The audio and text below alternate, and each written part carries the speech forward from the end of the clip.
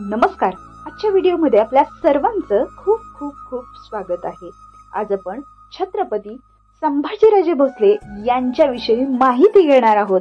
तर आपल्या राजाचा इतिहास काय? छत्रपती संभाजीराजे भोसले हे समर धुरंधर, ज्वलन तेजस, आगेचा ओहळ होते. महापराक्रमी, रणझुंजार, तेजस्वी राजपुरुष होते. भाषा, ज्ञान, सैन्य संचालन, राजनीती, संस्कृत पंडित, दानवीर होते. शिवाय अंगयष्टीने धिप्पाड असे राजे होते. म्हणूनच शेख निजामाच्या 70 हबशास ते कधीच जुमानत नव्हते. 3 एप्रिल 1680 या दिनी छत्रपती शिवाजी महाराजांचा दुर्दैवी मृत्यू झाला.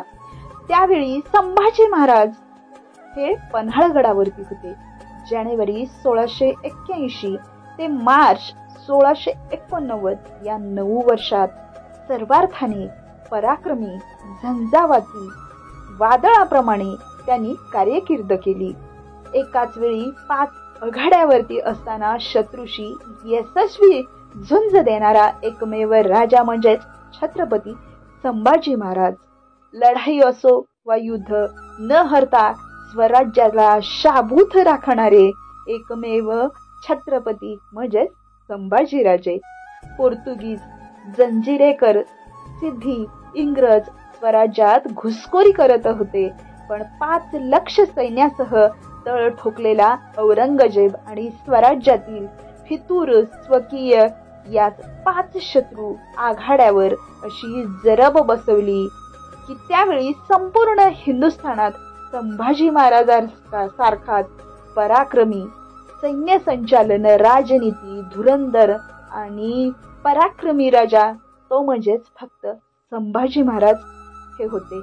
छत्रपती संभाजी महाराज हे निवडक सैन्यासह कोकणात संगमेश्वर येथे एक निवाडा करण्यासाठी थांबले होते. तिथे धोका होऊ शकतो हे मुत्सद्यांच्या मताकडे लक्ष न देता सोबतचे संताजी घोरपडे आणि सैन्याला त्यांनी रायगडावरती प्रयाण करण्याचा आदेश दिला. आणि संभाजी महाराज, कवी कलश, सेनापती म्हाळोजी घोरपडे आणि फक्त 300 सैन्यासह संगमेश्वर येथे ते न्यायनिवाडा करण्यासाठी थांबले होते. तेव्हा शेख निजाम उर्फ मुकर्रब खानने संगमेश्वरवरती हल्ला चढवला. एकच धुमाकूळ झाला. 1 फेब्रुवारी 1689 संभाजीराजाचे 300 सैनिक शेख निजामाच्या 5000 सैन्याशी निकराने पानपणाने लढू लागले. हातघाई लढाई झाली होती. सेनापती म्हाळोजी बाबा लढताना घायाळ होऊन धारातीर्थी पडले होते. संभाजी महाराजांच्या घोड्यांचा एका पायावर स्वर्णकडे होते. त्यामुळे शंभूराजे त्या धुमश्चक्रीत ओळखले गेले. ते कवी कलशाच्या पायावर घाव बसला आणि तो किंचाळला. राजे राजे संभाजीराजे माघारी वळले. ही आर्त किंचाळी बघून कवी कलशावर जवळ गेले. त्याच वेळी शेख निजामसेने सैन्य शंभूराजेवर वार करू लागले. जसा अभिमन्यू चक्रव्यूहात सापडला तीच परिस्थिती शंभूराजेंची त्यावेळी झाली. ते सैन्याचा प्रतिकार करू लागले. परंतु शेखच्या 70 हबशाची साखळ दंडाने राजांना आवळले होते.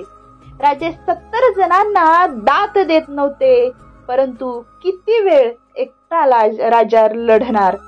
शेवटी साखळ दंडाने बांधून राजांना संगमेश्वराहून बहादूरगडास नेण्यात आले. तिथे औरंगजेबाची छावणी होती. कवी कलश शंभूराजेंना औरंगजेबासमोर उभे करण्यात आले. बादशहाने खुश होऊन शेख निजामास मुकर्रब खान हा किताब हिरापत म्हणून दिला. या परवरदिगार तूने मेरी मनमुराद पुरी की, शुक्र है. संभाजी महाराजांना बघून औरंगजेब अतिशय विस्मयचकित होऊन म्हणाला होता. तख्तावरून उठून तो जमिनीवरती बसला. कवी कलशाच्या काव्याप्रमाणे राजन तव तेज निहारत तख्त तस्थ तजत औरंग असे म्हणतो. औरंगजेब डोळे विस्फारत, शंभूराजेचे बाणेदार रूप, आग ओकणारे डोळे, बलदंड दिप्पाड शरीर, करारी मुद्रा आणि साखळ दंडात जखडलेला तो मराठ्याचा छावा, सिंहाचा छावा, मराठ्याचा राजा औरंगजेबाने इस्लामाप्रमाणे तख्ते कुलाहची शिक्षा दिली. शंभूराजे आणि कवी कलशाला दोन वेगवेगळ्या उंटावर उलटमुखी बसविण्यात आले. अंगात विदूषकाचे कपडे घालण्यात आले. मिळमिळीत सदिच्छ्र मळके कपडे आणि तख्ते म्हणजेच लाकडी फळ्यांचा खोडा मानेवरती ठेवण्यात आला. दोन्ही हात बांधलेले होते. त्या खोड्याला घुंगरे बांधलेली होती आणि त्यावर छोटी छोटी निशाणे चित्तरलेली होती. अशी ती धिंड मोगली फौजेतून आपल्या राजाची काढली होती. मोगलामध्ये ईदपेक्षाही जास्त उत्साहाचे वातावरण होते. दुतर्फा फौजेतील सैनिक महाराजावर व कवी कलशावर दगडे भिरकावीत होती. त्यांना भाल्याने टोचत होती. त्याचे नगारे वाजवत होती. कर्णे थरथराहत होती. विदूषकाची लाकडी टोपी घालून बाजार गल्ली बोळातून रस्त्यावर धिंड काढण्यात आली. दुतर्फा मोघल सैन्य शंभूराजावर थुंकत होते. शंभूराजाची अशा प्रकारे विटंबना करण्यात आली होती की अंगावर शहारा येईल. औरंगजेबाने शंभूराजेंना इस्लाम कबूल कर, इस्लाम कबूल कर अशा कितीतरी वेळा फरमान दिले. तुझ्या स्वराज्याला गुप्त खजिना कोठे आहे? माझ्या मोगल फौजेतील फितूर तुला कोण कोण किती जण सामील आहेत? असे अनेक प्रश्न विचारले, परंतु शंभूराजेंनी त्याला ढुंकून सुद्धा दाद दिली नाही. औरंगजेबाचा संताप अगदी अनावर झाला आणि कुलाह तख्त अशी औरंगजेबाने शिक्षा दिली. माझ्या राजाची चामडी लोळवण्यात आली. चामडी शस्त्राने ओरबडण्यात आली. डोळ्यात तप्त सळई फिरवून डोळे काढण्यात आले. औरंगजेबाचे सैनिक शंभूराजेंना जेवण द्यायचे नाहीत. पुढे शंभूराजेंनी जेवण नाकारताच जबरदस्तीने तोंडात अन्न घालायचे, परंतु शंभूराजेंनी त्याला ढुंकून सुद्धा दाद दिली नाही. त्यांनी अन्न पाणी घेणे बंद केले. नंतर तोंडात सळई टाकून जीभ छाटण्यात आली. एक हात नंतर दुसरा हात छाटण्यात आला. अखेर संभाजी महाराजांचे क्रूरपणे तलवारीने शिर कापण्यात आले. शरीराचे तुकडे तुकडे करून तुळापूरच्या वडू गावच्या परिसरात फेकण्यात आले.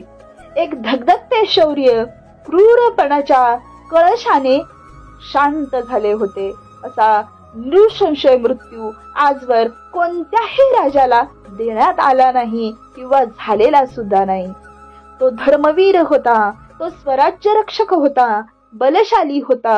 अति पराक्रमी संभाजी राजा हा महान राजा होता. तो आजपर्यंत झालेला नाही आणि होणारही नाही. आजही अखंड ज्योत तेवत आहे, ती म्हणजेच वडू बुद्रुक तुळापूरला. ते धगधगत्या शौर्याचे प्रतीक होते. हिंदवी धर्माभिमानाचे त्यागाचे स्मारक होते. अमोघ कीर्तीचा तो एक अमोघ दीपस्तंभ होता. संभाजी महाराजांची अमानवीय हत्या झाली तो काळा दिवस होता 11 मार्च 1689. 40 दिवस साक्षात मृत्यूचे तांडव सहन करून बलिदान केलेले शंभूराजेचे हे वीरमरण हिंदू पतशाहीच्या तमाम वीरांनी नवयुवकांना प्रेरणा देणारे होते. तो जाज्वल्य पराक्रम, ते तेजस्वी डोळे, तो कधीही न झुकणारा बाणेदारपणा, ते स्वराज्याचे औक्षण, ती स्वराज्याची प्रतिमा, ते स्वराज्याची प्रतिज्ञा आणि ते पालन, ते होते फक्त संभाजीराजे. शिवछत्रपतीच्या निधनाने पोरके झालेले 23 वर्षाचे अगदी कोळेपोर स्वराज्याची जबाबदारी घेतली, छत्रपती झाले आणि स्वराज्यात शिरलेल्या औरंगजेबाला तब्बल 9 वर्ष त्यांनी झुंजवत ठेवले होते, मेटाकुटीला आणले होते. असे होते छत्रपती संभाजीराजे, छत्रपती संभाजीराजे अशा या महान राजाला आपल्या मानाचा त्रिवार मुजरा, त्रिवार मुजरा, त्रिवार मुजरा.